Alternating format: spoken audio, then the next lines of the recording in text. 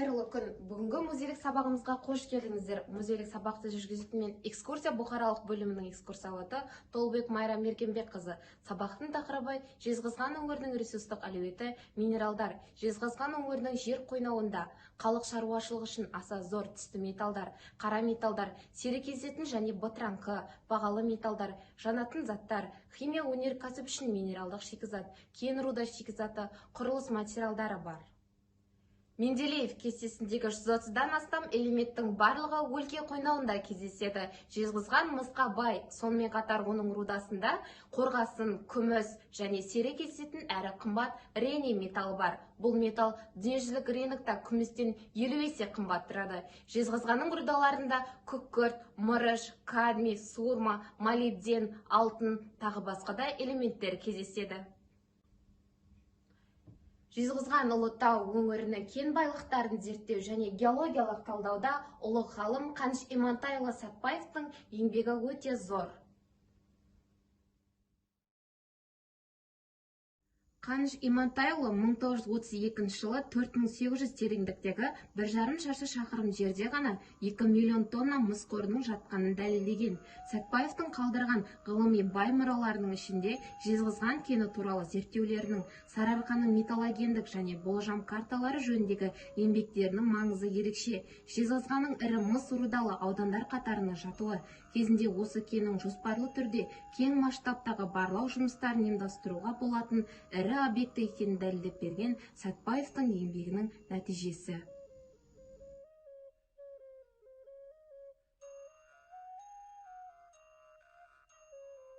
Музейдің геологиялық коллекциясы 813 минералдардан құралған. Музей қорына түскен алғашқы жәдігерлердің бірі номері 65-ші кенішінен табылған 12 минералды 1980 жылы музей қорына өткізілді. Экспозиция залдарында металл емес радусит, асбест, жәмші, жадейт, кварц және тау кристаллдан тұратын экспозиция, марион, халкопирит, алтын түстес-перит, флюорит кристалдары, азурит, малахит және тағы басқа да минералдар бар. Музейдегі тау жыныстары, кен және минералдардан тұратын коллекциясы Жезқазған аймағының кен байлығы туралы мәлімет береді. Осы минералдар негізінде ірі кен өндірістік кешендер салынуда.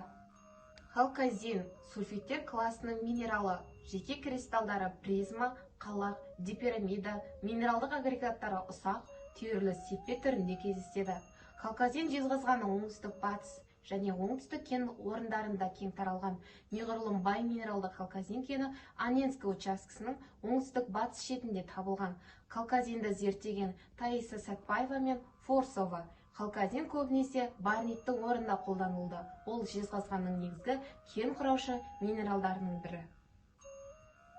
Малахит гректің өсімдік деген сөзінен шыққан түрі жасыл. Атада осы түсіне сәйкес қойылған. Мыс сульфиті кен орындарында тотығу зонасында түзіледі. Малахит калказин, таза мыс және купритінің орнын баса алады. Ол құрамында көмір қышқылы бар минералдардың көп тараған түрі. Мұнан 200 жылдай бұрын малахиттен мыс алынған.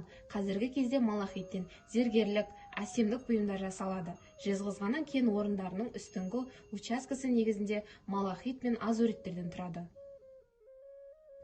Азурит – мыс көгі, карбонаттар класының минералы, моноклиндік сингонияда кристалданады. Минералдық агрегаттары іркіндік сауыз қабаттасқан тақта, бүйрек топырақ түрінде кездеседі. Түсі қою көк, сызығы көкшіл. Азуриттік серіктері таза мыс, малахит, куприт. Химиялық жағынан таза, кейде алтын қоспасымен кездеседі. Азурит мыс балқытатын кен ретінде, сондай-ақ көк бояу, көк дәрі жасауға қолданылады. Барнит мыстың шұбар кені, Австрия металлургы және минерологы Борның есімен аталған сульфиттер класының минералы. Барниттің түсі қара, мыстай қызыл, шұбар, металдай жылтыр, қатты минерал. Түсіне қарай оны анықтауға болады.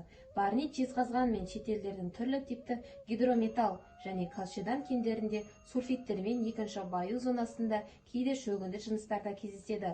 Барниттен мыс алынады.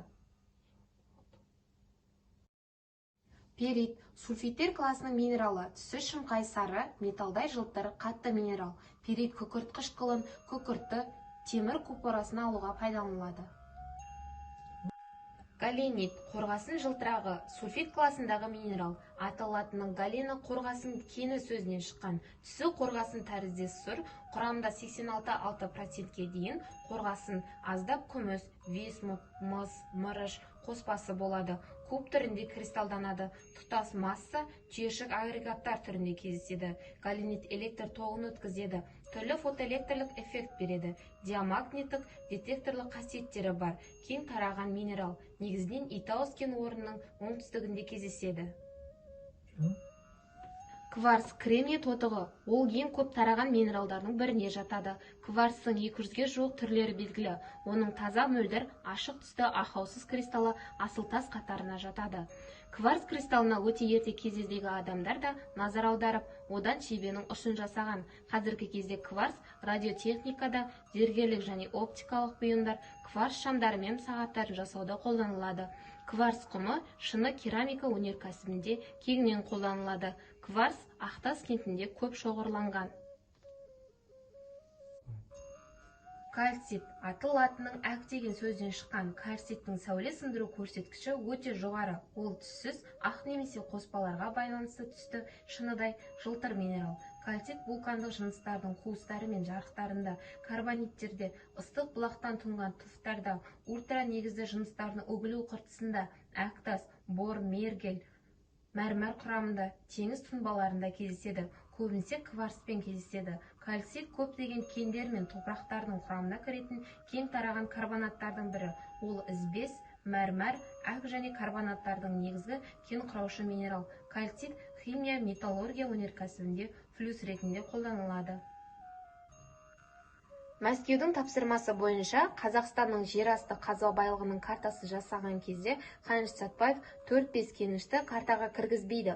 Бұл қалай деген орыс ғалымдарында, ондағы рудалар өте тереңде жатыр, қаржыны да, техниканы да көп қажет етеді деді. Сондықтан да бұл жерді картаға кіргізу әлі ерте дейді. Өзімен сырлас достары Мұхтар Әуезов пен Әлкей Марғұланға әдейі жасырып алып қалдым. Келесі ұрпаққа да байлықтар керек шығар деген екен. Бұл оқиғадан біз Қаныш ағаның халқының болашағын ойлаған кемеңгер тұлға екенін түсінеміз.